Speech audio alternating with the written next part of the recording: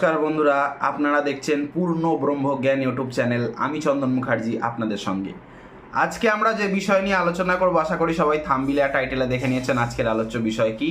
হ্যাঁ বন্ধুরা, ঠিকই দেখেছেন আপনারা। আজকের আলোচ্য বিষয় হলো একাদশভাবে রবি গ্রহটি যদি আপনার বসা থাকে, একা, কারো সঙ্গে নেই, কারো কোনো দৃষ্টি নেই, তাহলে কি ধরনের ফলাফল আপনারা পেতে পারেন বা পেতে চলেছেন। ভিডিওটা একটু লং হবে, মনোসংযোগ দিয়ে শেষ পর্যন্ত যদি সঙ্গে থাকতে পারেন ফুল ইনফরমেশন আপনারা পাবেন, নচেত নয়। দেখুন, একাদশ ভাব মানে আমাদের আয় স্থান, আমাদের লাভ স্থান। সেই স্থানটা এমন একটা ইম্পর্টেন্ট স্থান, সেইখানে যদি রবির মতন প্ল্যানেট থাকে, জেনে রাখবেন আপনার আপনার বড় দাদা কিংবা বড় দিদির প্রচুর নাম ডাক প্রভাব প্রতিপত্তি থাকতে পারে, কিংবা আপনি যাদের সঙ্গে ওঠা বসা মেলামেশা করেন কর্মসূত্রে, কাজের জায়গা থেকে, ঘরের ওই আশেপাশে পরিবেশের বন্ধুদের কথা বলছি না, যাদের আপনি যেখানে কাজ করেন সেখানে আশেপাশে কোনো বন্ধু বান্ধবদের সঙ্গে আপনার মেলামেশা, পাশের অফিসের লোকের সাথে আপনার ওঠা বসা আছে, ভালো পরিচয় আছে, ট্রেনে বাসে একসঙ্গে যাচ্ছেন, দুজনের পরিচয় হয়ে গেল, সেই ধরনের লোকেরও কিন্তু প্রচণ্ড প্রভাব প্রতিপত্তি, নাম যশ থাকতে পারে।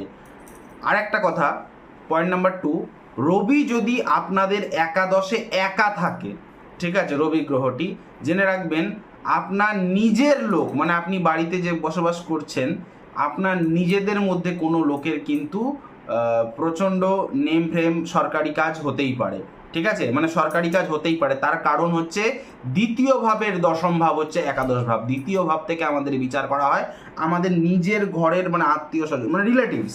আমার বাড়িতে আমার সাথে, আপনার সাথে যে লোকগুলো থাকবে, সেই লোকগুলোর মধ্যে কেউ কিন্তু সরকারি চাকরিজীবী হতেই পারে, যেটা কিন্তু খুবই ভালো। কেন, সেকেন্ড হাউসের 10th হাউস হচ্ছে 11th হাউস, এবং সেখানে সূর্যের মতন প্ল্যানেট, রবির মতন প্ল্যানেট, যে কিনা সরকারের কারক গ্রহ। আপনার যদি ছোট ভাই কিংবা বোন থাকে, আপনার কোনো ছোট ভাই কিংবা যদি বোন থাকে, তার ভাগ্যেও কিন্তু সরকারি চাকরি হতেই পারে, ঠিক আছে। এটা দেখে নেবেন, একটু মিলিয়ে নেবেন, কারণ আমি প্রচণ্ড দিক থেকে বিচার করি। যেমন ধরে নিন, আপনার কোনো ছোট ভাই কিংবা বোন আছে, সে হয়তো সরকারি চাকরি করে, বেশ তার নাম ডাক থাঁট বাট আছে, এরকম। কারণ তৃতীয় ভাব থেকে বিচার করা হয় ছোট ভাই বোনের, এবং নবম ভাব থেকে বিচার করা হয় তাদের ভাগ্যে, তাদের ভাগ্যস্থানে রবি, অর্থাৎ তাদের সরকারি কাজ হতেই পারে, ঠিক আছে। বা আপনার ছোট ভাই বোন যদি থেকে থাকে, তারা খুব উচ্চশিক্ষার জন্য নাম ফ্রেম আছে, নাম ডাক আছে, এমন কোনো বিদ্যালয় কিংবা সরকারি কোনো কলেজে পড়াশোনা করতে পারেন, যেই কলেজটার প্রচুর নাম ডাক আছে, এমন কলেজের। কারণ উচ্চ বিদ্যার বিচার করা হয় নবম ভাব থেকে, এবং তৃতীয় ভাব থেকে ছোট ভাইয়ের বিচার করা হয়। আশা করি বোঝাতে পারছি। 4th নম্বর, দেখবেন এই জিনিসটা আমার বলতে খারাপ লাগছে, কিন্তু মিলিয়ে নেবেন যাদের একাদশভাবে রবি একা বসে আছে, কারো সঙ্গে নেই, কোনো প্ল্যানেটের কোনো দৃষ্টি নেই। এবার যদি আপনার মা না থেকে থাকে, মা হয়তো মারা গেছেন, দেখবেন প্রচুর নাম ডাক আছে, মানে আপনার যে মায়ের মৃত্যু হয়েছিল, দেখবেন লোকের মুখে, মানে প্রচুর লোক সঙ্গ দিয়েছিল, বা নাম ডাক আছে যে ওইটা মানে হার্ট অ্যাটাক করে মারা গেছে, বা অনেক লোক গেছিল, বাস ওই বাড়িতে, মানে আপনার ধরে নিন নাম বলবে, ওই বাড়ির যে বউটা আপনার মায়ের নাম বলবে যে মারা গেছিলো, তার বাড়িতে বেশ শ্রাদ্ধানুষ্ঠানটা বেশ জাঁকিয়ে করেছে, এরকম একটা নাম ফ্রেম থাকবে মায়ের মৃত্যু, যেটা আমার বলতে খারাপ লাগছে। কারণ 4th ভাব থেকে মায়ের বিচার করা হয়, এবং 8ম ভাব থেকে মৃত্যুর বিচার করা হয়।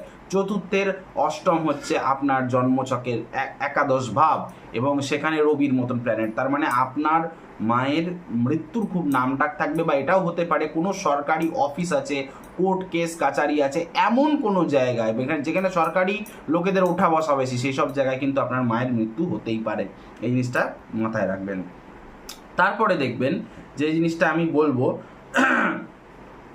আপনার যদি মানে ছেলে থেকে থাকে, আপনার যদি সন্তান, প্রথমে সন্তান তারপরে তো বৌমা, আপনার যদি সন্তান থেকে থাকে, দেখবেন আপনার বৌমার কোনো সরকারি চাকরি হতেই পারে। তার কারণ কি, সন্তান বিচার করা হয় 5ম ভাব থেকে, যে কোনো সন্তান বিচার করা হয়। এখন ঘুরিয়ে ধরবেন না, অনেকে ঘুরিয়ে ধরে, সেটা অনেক, সেই বিচারটা আপনার বাচ্চা কাচ্চা হবে কিনা তখন দেখতে হয়, যেটা বাচ্চা কাচ্চা হবে তো সে তখন একাদশ ভাব থেকে সেসব বিচার হয়, কিন্তু ডাইরেক্টলি সন্তানের বিচার মেন ভাব হচ্ছে 5ম ভাব।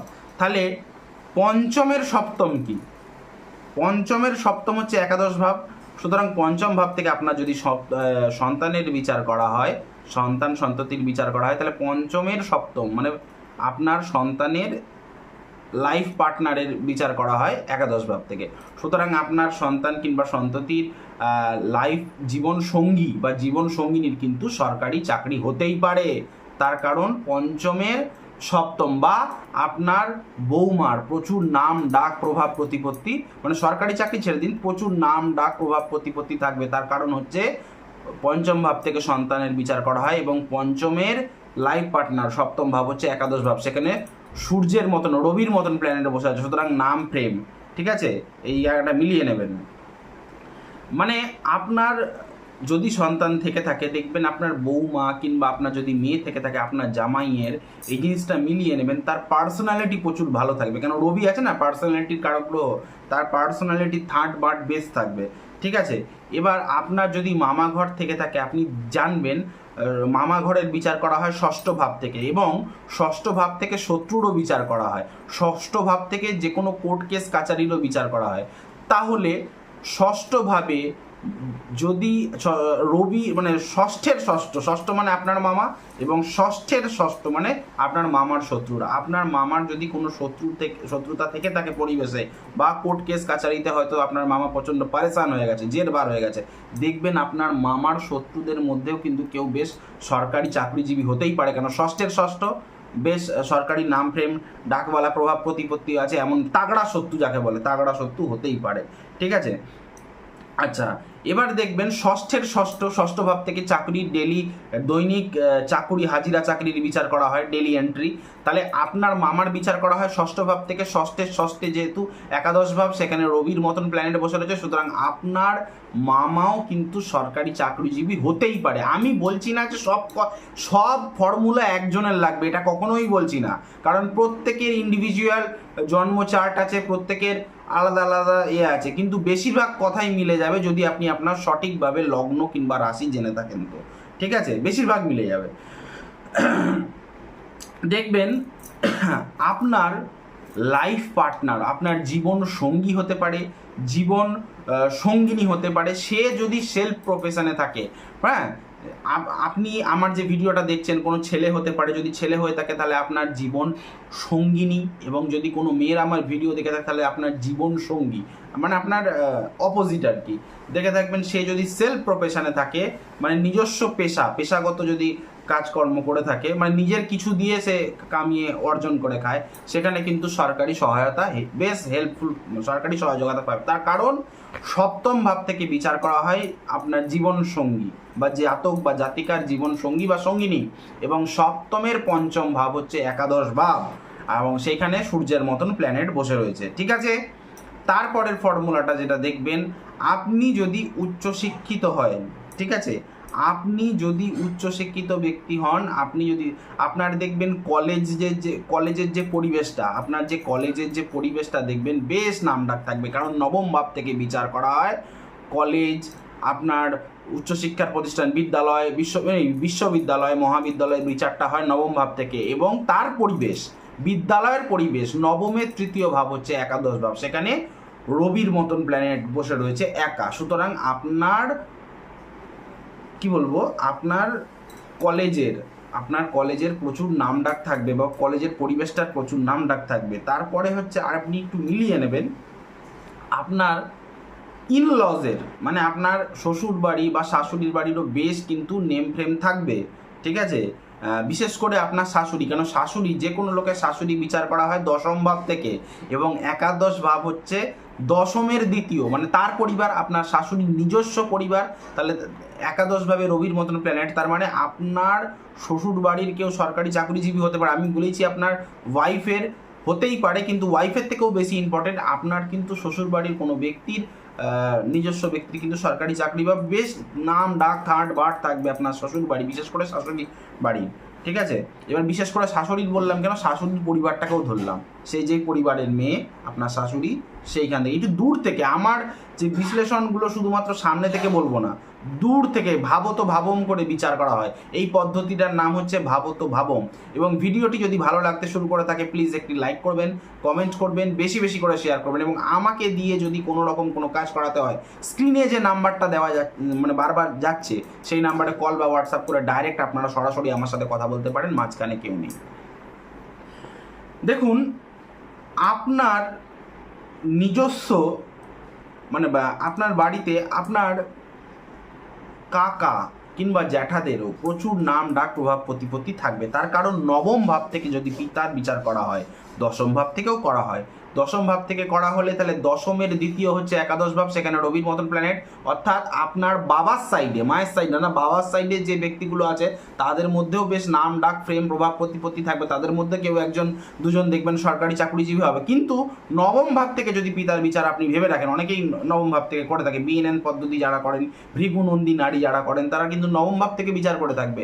সেই নবম ভাব থেকে যদি পিতার বিচার করে থাকেন, তাহলে নবমের ছোট ভাই 9, 10, একাদশ, নবমের তৃতীয় স্থানে রবির মতন প্ল্যানেট। তার মানে আপনার কাকাদেরও মধ্যে কেউ একজনের, যদি কাকা থাকে তো তারও কিন্তু কোনো সরকারি চাকরিজীবী হতেই পারে, কোনো নেই, ঠিক আছে।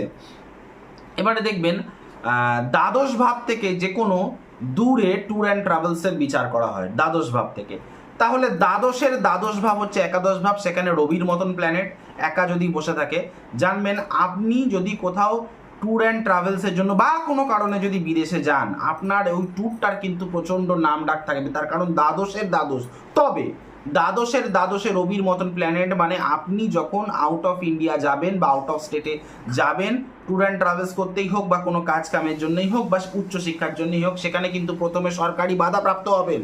তার কারণ দ্বাদশ ভাব মানে ব্যয় ভাব, মানে লোকসান বা বাধার ভাব, সেখানে কিন্তু রবির মতন প্ল্যানেট, মানে সরকারি বাধা। আপনি হয়তো বোঝাবার চেষ্টা করছি, আপনি হয়তো ভিসা অ্যাপ্লাই করেছেন, চট করে দেখবেন পাবেন না।